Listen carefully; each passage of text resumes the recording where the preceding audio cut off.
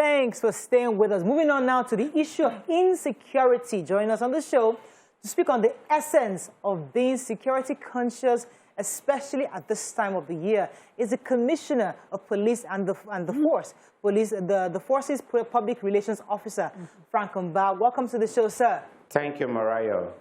Good to have you on the show. Now, let's start with, we'll start from the soft to the hard. So let's start with the Yuletide season. What would be your own recommendations to Nigerian travelers going across the country? Earlier in the show, we talked about multiple checkpoints in the southeastern parts. People actually complained about this. What are those? Why is that there? That's one. And secondly, how can travelers have a safer trip to various parts of the country within this Yuletide season? Okay. First of all, let me start with your preparations before you travel. Before you even begin that trip, I want to advise very strongly that you take adequate precautions to actually safeguard your home before you actually leave the home. One of the biggest mistakes a lot of holidaymakers make is that before they even embark on their journey, they have told the whole world that they are traveling. They've told them the date when they are traveling. They've told them when they are returning. And then they begin to post all kind of pictures on the social media handles, forgetting that criminals are also using the social media. So you need to, first of all, make sure that before you leave, you secure your home front. So first of all, be discreet about the information you pass about your travel. So don't give out all your travel plans. And don't begin to post pictures even before you complete your trip.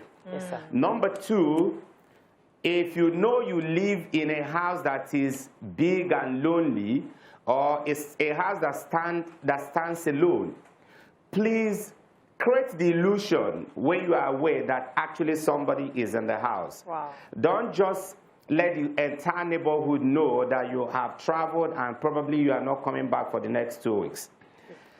The age-long wisdom in quotes, the wisdom passed on to us by our grandmothers, our grandfathers, whereby we try to hide the keys to our houses under the carpet, by the flower pots, on top of the air conditioners. These things don't work again. Criminals now clearly know where you keep your keys.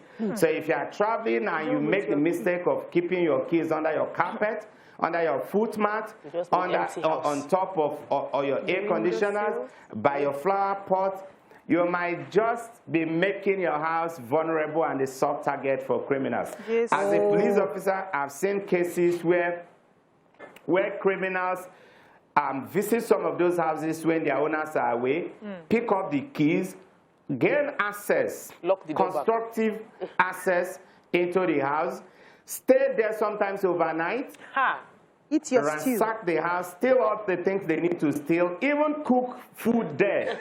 For real? And take a nap before you go in, because they know nobody is going to challenge them. So you need to, first of all, take care of this situation before you embark on your trip. And then when you eventually hit the road, then make sure you plan your trip properly. If you're traveling far away, for example, somebody's traveling from Lagos to the southeast to the south-south, please leave on time. There is no need for you to travel in the night. And if you're traveling, make sure your vehicle has got what we call breakdown kits. Your breakdown kits must consist of your spare tire, reflectors, jumper cable, flashlights, and all those things that may be useful to you in case of a breakdown on the road. And I always tell Nigerians, the skill needed to drive around Lagos or around the metropolis of Abuja or Port Harcourt, for example, might not be the exact skill you need when you are traveling interstate on the highway, where probably you may have to drive for 4 hours, 5 hours, 6 hours, 7 hours on end. And that's why during this period, if you are just someone who have been driving around Lagos for some time and you've never used the highway where you drove for 2, 3, 4, 5, 6, 7 hours, please get a competent driver to drive you and your family and yourself home. Don't take the risk of hitting the road with the entire family because you've been driving between VI and Lekki and Ikoyi. No, the skills are entirely different. All right. And then, of course, you must not drive while you are drunk or on the drugs. And then probably we will also talk about how to deal with the challenges of law enforcement personnel on the road. That's the one we really wanted to talk about. But before I let you talk about them, ask that question. What is a vacation without pictures and social media and telling them? I mean, that's the new world we live in. You're asking him? As we are stepping out of the house, you take a picture. As you are driving 1 mile, you take a picture. You do the scenery, the old. So the police is now telling us that we can't take pictures because we don't want everybody to know that we've gone out. Uncle, please protect the people that we left in the house so that we can enjoy our vacation. And take our pictures.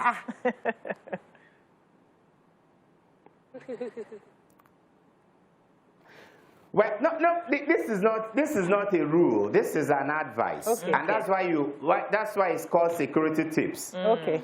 Nobody is saying you cannot. Mariah, it is not an order and directives. It is a piece of advice. Okay. So you can do all that, but the point remains that you do it at your own risk. Right. And we are speaking from experience, from informed position, and we are saying, you take all your pictures, keep them, and you can share pictures later. Share them when they are safe for you to share them. Because if you give out so much information about yourself, then you could also be unwittingly putting yourself on harm's way. Okay. It's the same thing about your financials. I've told people so many times in the past that you don't discuss so much of your financial. I've seen some people that every single thing that happened to them in their financial world, they go to churches to give testimony. So you go to church to tell them, oh, praise God, last week I did this contract for the past 1 year, they've not paid me. Just 2 days ago, they paid me 30 million naira. Hallelujah! And everybody say hallelujah. And then kidnappers are actually in the church. Hey. Informers to kidnappers are in the church. And then they go back and tell them, oh, Mr. Johnson has just gotten a big package. A big hit in his account. Confirmed authority. They just paid him 30 million. Hey. So The let's source go is for accurate. him. So these things are real, and you just need to manage them. Okay, sir. What changed? Because as Africans, we used to have this belief that when you have arrived, you hide. That's the saying. So, what changed? Nigerians didn't used to announce big things. They just enjoy it privately. What happened? It's only you that be social enjoying media. What kind of It's question? social media now. No, I wanted to hear the philosophy Let behind. him answer. What changed? Mr. Frank, did you hear that? No, I didn't get the question. Sir, what you said used to be the ways of our people. When they have things, they make money or they're traveling, they go quietly. People used to be afraid that when you tell your neighbor, village people will happen. And now, what has changed? Is it that Nigeria suddenly became secure? What's the philosophy behind people flaunting everything now? I want to prepare you. I think social media has also come with its own pressure. A lot of people are struggling to belong. As a matter of fact, some of the people that even make the announcement, the things they are announcing to us are not entirely true.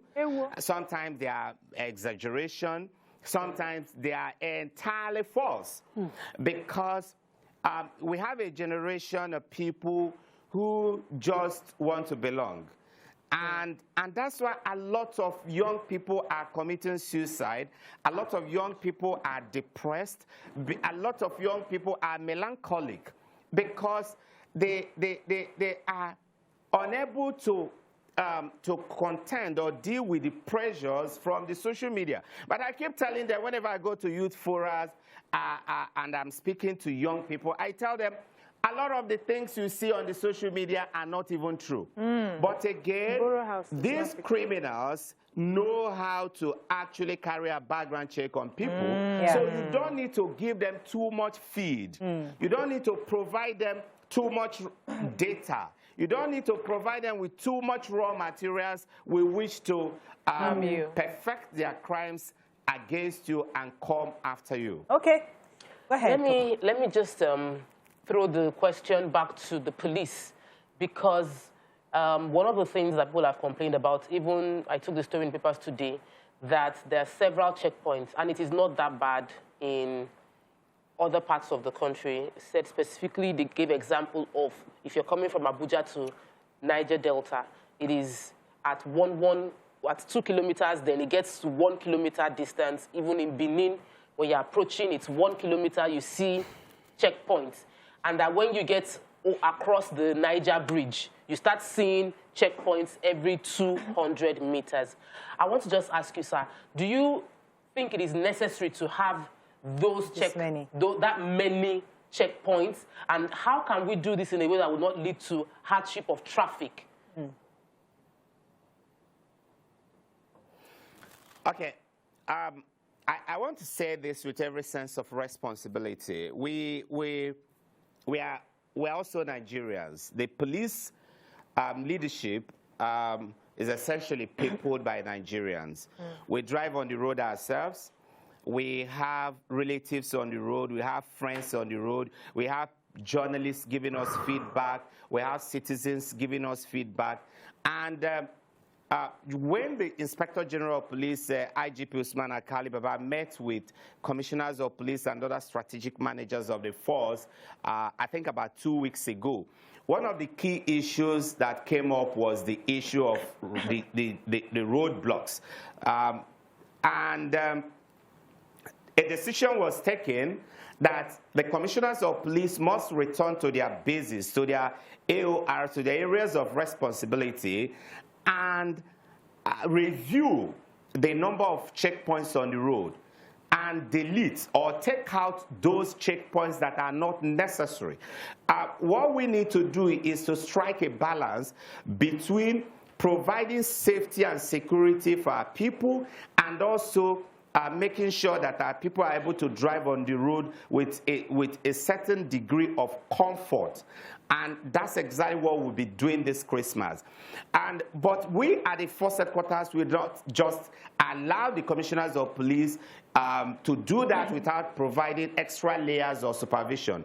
So from this force headquarters, the monitoring units have also been dispatched, and they will be patrolling those routes. So while the policemen are policing the citizens, the monitoring units operatives are expected to actually police the policemen themselves and ensure that not just that we reduce the checkpoints to the barest minimum, but that even the checkpoints that will be in existence are functional and they are made to serve the people and not to serve other ulterior motives.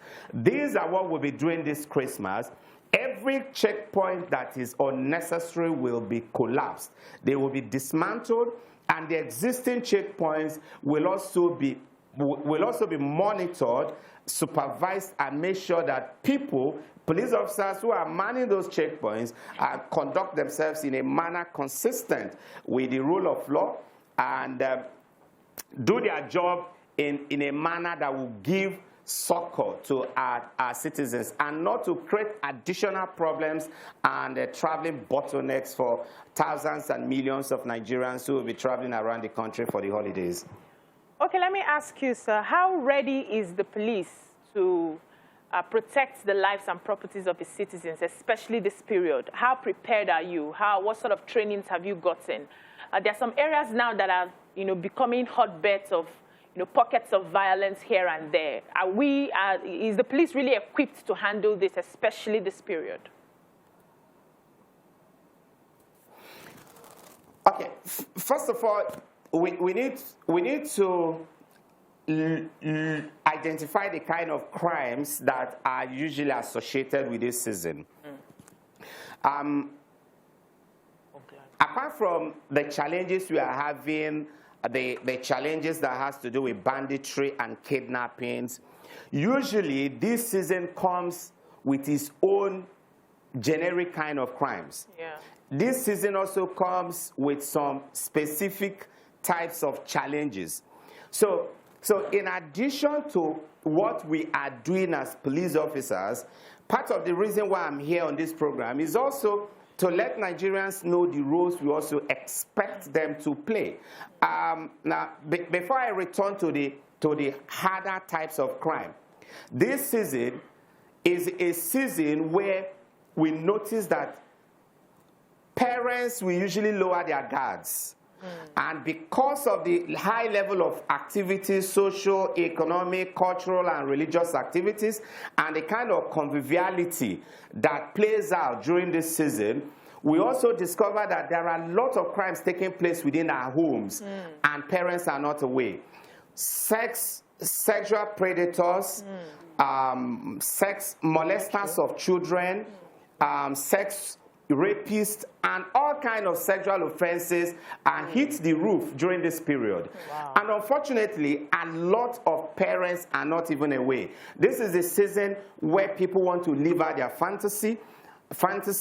This is the season where people want to experiment drugs and experiment alcohol. This is the season where child molesters will use the twin tool of enticement and entrapment to gain access to young children, taking advantage of the opportunity and the cover that the Christmas provides to sexually molest and assault our young girls. This is the season where a lot of date rapes and acquaintance rapes take place, because even grown-up women become a little bit relaxed and careless and play into the hands of these sexual predators. This is the season where accidents happens on the road. This is the season where you find children getting drowned either in the swimming pool or the bar beach.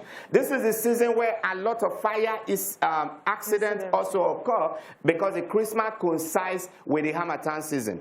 So part of the reason why I'm here is to open up the eyes of Nigerians, open up the eyes of our parents and guardians, so that they can take care of these bits while the police officers are on the streets, on the highways, taking care of the tougher and the harder types of crimes. Fantastic. Thank you. I think this is what you just said is most crucial, because many of us don't remember these are the seasons for these things that happen to children. Well, another part of this conversation that I'd like you to address is the fact that the Yuletide season also is a money-making season for security operatives. I mean, this is time for them that they feel like the kind of money they're going to make this year, this December, because they collect money from citizens.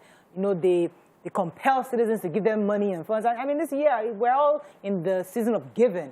But what kind of training, I would also go back to what the BC said earlier, or awareness have you given to your colleagues to ensure that if they give you, take. If they don't give you, don't harass. Don't extort. Just let our people go. Let our people. I mean, they shouldn't just stress us out this December.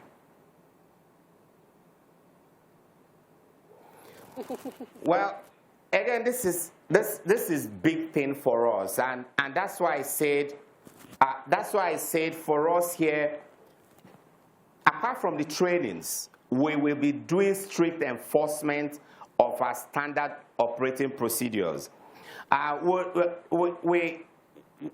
from the general trainings we've given to police officers, at all the police divisions, the area commands, and the command levels, there are in-house trainings that take place on daily basis. But again, because police officers are also human beings, we need to monitor what they do. And that's why we have specific departments like the monitoring units, the X squad, the Force Provost Marshals that will be deployed during this Christmas. We will monitor our policemen. We will make sure they do the right thing. We will make sure they comply with our own standard operating procedure. And most importantly, if you follow our social media handles, we've been pushing out essential numbers to Nigerians. The numbers of the control rooms, the numbers of the police PROs at the different state commands and zonal commands, the numbers of the commissioners of police and AIGs in charge of the zones and the different states. Why we are doing this is to provide citizens a tool for accountability, citizens must have access to the police leadership. Citizens must be able to call the police supervisors, call the leaders, call the police officers, providing leadership at the different levels, and report infractions on their right and seek redress if their rights have been infringed upon or there are threats to infringe on their rights. So for us, what we're essentially doing is deepening accountability, deepening transparency by pushing out all these contact numbers and making sure we respond to citizens, not just responding to distress caused about crimes, but also responding to citizens' complaints about high-handedness from police officers. Right. Okay. So I'll definitely continue to advise our audience to check online for the police Facebook handle to get the numbers out. But I wanted to ask you, I wanted to find out from you, how prepared are your people? Because every metropolis, it's the season. People would hang out and they'll come back home late. And it is the fact that they are coming back home late. We can't expect everybody to get back home before 8 o'clock or before 9 o'clock, because sometimes parties will get into 11, 12. So what would you say can be done to increase the level of safety we would feel as citizens when we are driving back home at around 11, 12 in the night? Why do we have less security operatives presence at night, even though we know the night covers more criminal activities? We'd like you to address that, please. Okay, for this Christmas, we'll be deploying massively, and I'm sure we'll be able to fill in any gap at all that you might have noticed. We'll be doing a lot of deployment. Our deployment will be massive, particularly for cities like Lagos, Abuja, Port Harcourt, places like Anambra, and the Kano, and the rest of them, where we expect a lot of increase in activities. So citizens in these areas should be assured that they will have a lot more of police officers on the road. We're also aware that our counterparts from other law enforcement agencies, particularly the Federal Road Safety Corps, are also doing a whole lot at the Federal Road Safety Corps is doing. They are also deploying massively at this period. So we'll be doing a lot of massive deployment, but we'll also be appealing to local government councils and other persons who have responsibilities to also ensure that our street lights are working. Yeah. Those areas where there are street lights, whoever is responsible, we're appealing to them to also make sure that these street lights are functional during this period. When our street corners are properly littered, it also makes our job a lot more easier. When our highways are littered, it also makes our job a lot more easier. Yes. And for those who are also responsible for keeping the grasses in the median of highways off those areas, we will also be appealing to them to ensure that they do their job. When you patrol the highway and you have bushes, you have... Yeah, we have to wrap up with you, Mr. Fakamba. I mean, but I've always asked this question. Anytime I have you on the show, I always like to ask this question. It's my own personal question to you. Please, this is your black uniform. It doesn't make our police officers look good. In fact, they look like they are ready to attack. They don't even look like they are friendly and acceptable. Can they go with the blue top and the black pants? Everybody should have that. Should be uniform. They'll look more attractive and approachable. And, you know, with these black guys, as if they just sent you from one place to come and fight us. It doesn't look attractive. Please, something more softer. Consider it, please. You're laughing. Consider it, sir, please. We have to let you go. I won't let you respond. Let me go on a break. Okay. That's noted. I don't think this is a conversation for here. Okay. But that's noted.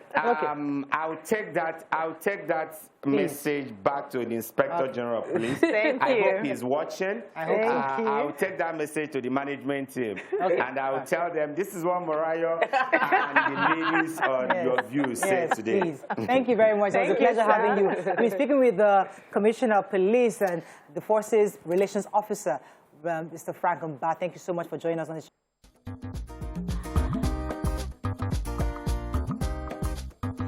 tuned. Your View will be right back.